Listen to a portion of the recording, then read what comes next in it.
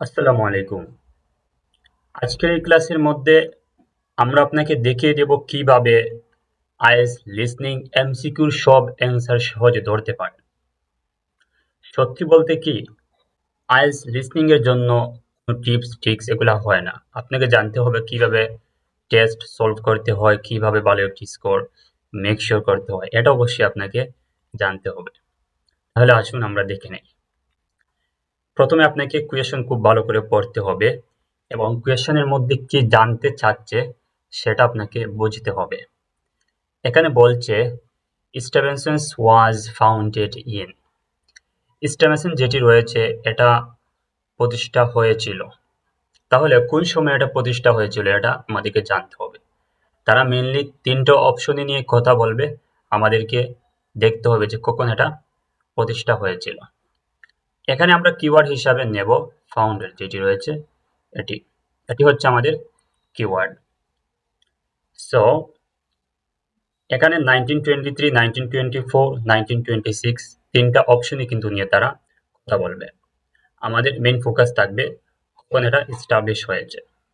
আবারও বলছি, অবশ্যই কোয়েশ্চন ভালো করে পড়তে হবে এবং কোয়েশ্চনের মধ্যে যে কিওয়ার্ড থাকবে এইটার মিনিং জানতে হবে, প্লাস এইটা সিনোনিমের দিকে একটু ফোকাস রাখতে হবে। তাহলে একটু আগে আমরা লিসনিংটা শুনি। Experience, one of the country's major manufacturers of metal goods. Thank you for choosing us for your 2 weeks of work experience. My name is Julia Simmons, and since the beginning of this year, I've been the managing director. Stevenson's is quite an old company. Like me, the founder, Ronald Stevenson, went into the steel industry when he left school. That was in 1923. He set up this company when he finished his apprenticeship in 1926, although he actually started making plans 2 years earlier in 1924. He was a very determined young man. আচ্ছা, এখানে দেখেন তারা কিন্তু তিনটে অপশনে নিয়ে কথা বলেছে। সে যখন 1923 বলেছে তখন বলেছে সে স্কুল থেকে লেভ নিয়েছে, মানে স্কুলের পড়াশোনা যেটা এটা সে বাদ দিয়ে দিয়েছে বা তার পড়াশোনা শেষ এরকম। এরপরে সে এস্টাবলিশ করেছে, সেট আপ করেছে, তারা বলেছে মানে ফাউন্ডেড। আর ফাউন্ডেডটি হয়েছিল 1926 এর মধ্যে।